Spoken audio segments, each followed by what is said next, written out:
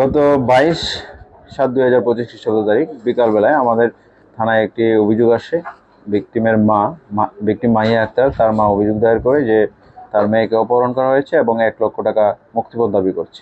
এই অভিযোগের প্রেক্ষিতে আমাদের থানার সাব ইন্সপেক্টর করিমকে অ্যাসাইন করা হয়। সে বিভিন্ন জায়গায় অভিযান পরিচালনা করে, কিন্তু ভিকটিমকে উদ্ধার করা সম্ভব হয় নাই।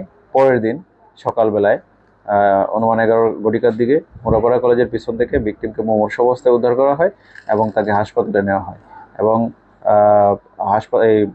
শাহবাজপুর হাসপাতাল থেকে তাকে ঢাকা মেডিকেল কলেজ হাসপাতালে ওসিসিতে প্রেরণ করা হয়। ভিকটিমের এখনো ভিকটিমের পরীক্ষা নিরীক্ষা চলছে, মেডিকেল পরীক্ষা চলছে। তো উক্ত বিষয়টি বিভিন্ন সামাজিক যোগাযোগ মাধ্যম, সংবাদ মাধ্যম এই গণধর্ষণের অভিযোগ সংক্রান্ত ব্যাপক প্রচার পায় এবং রূপগঞ্জ সহ সারা দেশে একটা চাঞ্চল্যের সৃষ্টি হয়। যেহেতু মোরাপাড়া কলেজ শিক্ষার্থী এবং এই কারণে বিষয়টি আরও বেশি প্রচারিত হয়। উক্ত বিষয়টি জানার পরে আমরা ঊর্ধ্বতন কর্তৃপক্ষের নির্দেশে এবং আমরা টিম রূপগঞ্জ বিভিন্ন স্থানে অভিযান পরিচালনা করি, তথ্য প্রযুক্তির বিশ্লেষণ করে আমরা 2জনকে উক্ত ঘটনা সংক্রান্তে আটক করি এবং তাদেরকে জিজ্ঞাসাবাদ করে আমরা যেটা জানতে পারি যে ভিকটিম মাহিয়া আক্তার ঘটনার 2-3 দিন পূর্ব থেকেই একটি পরিকল্পনা করতে থাকে। সে একটি আইফোন কিনবে। এই আইফোন কেনার জন্য সে একটি পরিকল্পনা করে যে তার বাবা মার কাছ থেকে অপহরণ এবং মুক্তিপণ দাবি, এই গণধর্ষণ এইসবের একটি নাটক সাজিয়ে সে বাবা মার কাছ থেকে টাকা নেবে।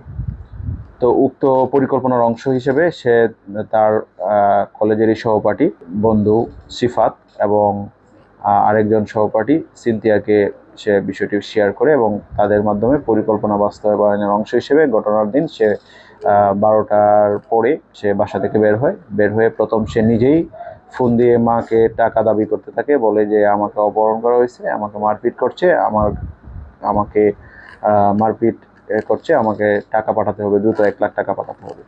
এবং পরবর্তীতে ওই ভিকটিমের যে সহপাঠী সিফাতকে দিয়েও ফোন করায় এবং তার সম্ভ্রমহানি করা হবে, তাকে গণধর্ষণ করা হবে, এইসব কথাবার্তা বলার পরে সে সারাদিন বিভিন্ন জায়গায় ঘোরাফেরা করে এবং রাতের বেলায় সে তার বান্ধবী সিনথিয়ার বাসায় অবস্থান করে। পরের দিন সকালবেলায় সে মোরাপাড়া কলেজের পিছনে সে এবং তার এই 2 বন্ধু সহ সেইখানে আসে।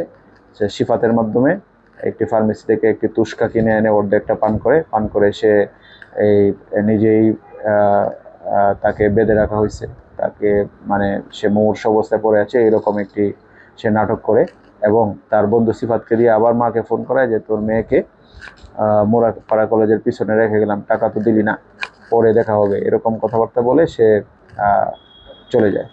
পরবর্তীতে ভিকটিমের মা সহ তার আত্মীয় স্বজন এই যে কথিত ঘটনাস্থল মোরাপাড়া কলেজের পিছনে ওখানে যাওয়ার পরে তাকে এখান থেকে উদ্ধার করা হয় এবং পুরো ঘটনাটি পরবর্তীতে আমরা উন্মোচন করতে পারি।